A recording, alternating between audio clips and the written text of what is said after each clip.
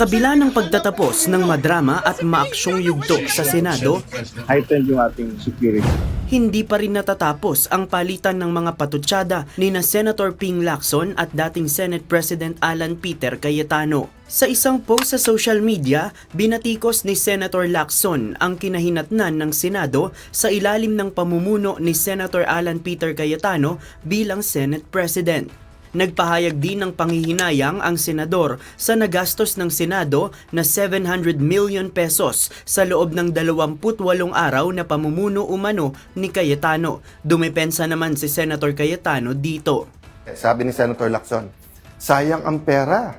Nung si Alan Cayetano ang Senate President, 700 million ang nagastos. Sabi ko, saan kaya galing yon? Tapos, sabi ko, total, magaling mag-divide sila Senator Lacson. Very divisive. Dinivide ko. Kasi ang ginamit niya, 28 days daw ako naging Senate President. So, tignan niyo po ha. Multiply muna, multiply.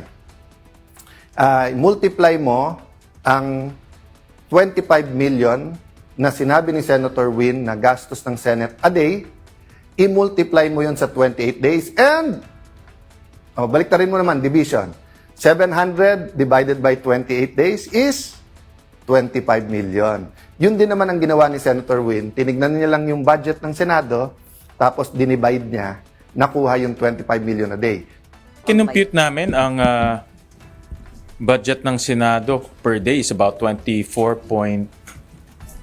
million, no? Almost 25 million, no? Just to operate the Senate. The Senate is a big institution. We have 2,000 people, may isang building tayo. So, nasaan yung intellectual dishonesty? Nasaan ang pagtatago ng katotohanan? Simple lang po. Kahit sino po ang Senate President, 25 million a day ang gastos ng Senado kung ganun kasimple ang computation mo. Meaning, yung budget ng buong Senado divided by the number of calendar days. Di ba? Paniwala ni Cayetano, pangiintriga ang ginagawa sa kanya ng ilang kasamahan sa Senado. So makikita nyo po, ni-reveal niya, parang pang-intriga, di ba? Kasi magaling naman talaga sila mang-intriga eh.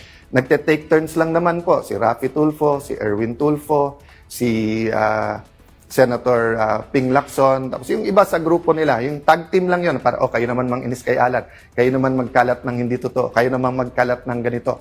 Palabasin natin ang gulo-gulo, di ba? Again, ano yung intent? Para hindi malaman ang buong katotohanan tungkol sa korupsyon sa ating bansa. Sa kasalukuyan, wala pang tugon ang mga nabanggit na senador sa naging pahayag ni Cayetano. JP Nunez, UNTV, News and Rescue. Diyos ang aming sandigan, serbisyo publiko ang aming pinahahalagahan.